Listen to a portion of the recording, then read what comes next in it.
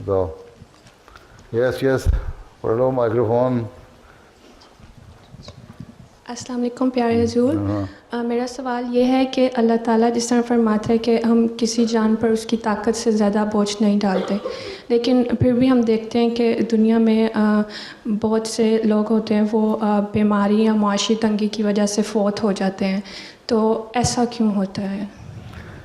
بوجھ نہیں ڈالتے. اللہ تعالیٰ نے آگے کیا لکھا ہوا ہے اس کے آگے ہی پڑھو نا. لہا ما کسبت وعلیہا ما اکتسبت. جو جتنا جو حرکتیں کرتا ہے نا انسان، اس کے مطابق اس کو پھر بدلہ مل جاتا ہے. اللہ تعالیٰ بوجھ نہیں ڈالتا ہے، انسان خود اپنے آپ پہ ظلم کرتا ہے. ٹھیک ہے. اور وہ جو کماتا ہے وہ اس کا بہرحال پھر اس کا خمیازہ بھگتنا پڑتا ہے. ٹھیک ہے. اس لیے آگے دعا سکھائی ہے. جو ہمارے سے پہلے لوگ گزرے ہیں ان کو جو مشکلات آئی ہیں ہمیں وہ مشکلات نہ آئیں، ہماری ایسی حرکتیں نہ ہو جائیں کہیں ہم ویسی حرکتیں کرنے لگ جائیں اور پھر اللہ تعالیٰ کی ناراضگی کا باعث بن کے پھر ہم سزائیں ملنے لگ جائیں، یا ایسی باتیں نہ ہوں. اس لیے ہمیں معاف کر دے، ہمیں رحم کر دے ہم پر، اور ان چیزوں سے ہمیں بچا. ٹھیک ہے. تو یہ دعائیں بھی اس لیے اللہ تعالیٰ نے سکھائی ہیں کہ تم لوگ یہ دعائیں کرتے رہو تاکہ ان برائیوں سے بچتے رہو. اس کے جو نتائج ہیں، انسان بہت ساری چیزیں ایسی کرتا ہے. ایک دیکھو قانون قدرت ہے. ٹھیک ہے. لا آف نیچر ہے، ایک لا آف شریعت ہے. ٹھیک ہے. شریعت کا قانون ہے، قانون قدرت کا.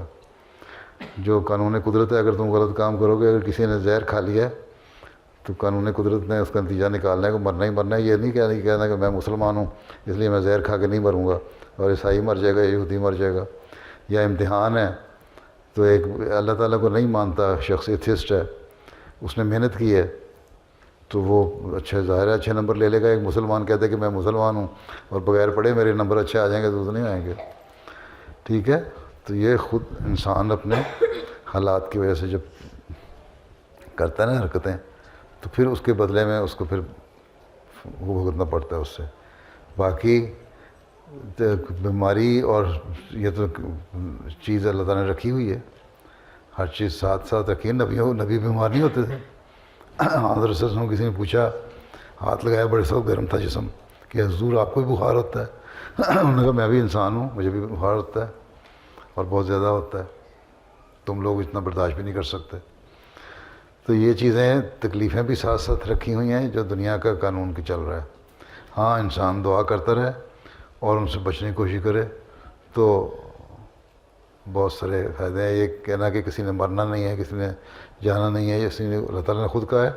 کچھ لوگوں کو میں بچپن میں اٹھا لیتا ہوں، کچھ کو جوانی میں، کچھ کو بڑی عمر دیتا ہوں، کچھ کو اتنی لمبی عمر دیتا ہوں کہ وہ بچپن ان میں دوبارہ آ جاتا ہے، بھولنے لگ جاتے ہیں.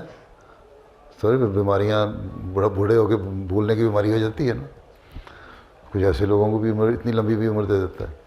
اس لیے اللہ تعالیٰ سے فضل مانگتے رہنا چاہیے، یہ مطلب ہے اس کا.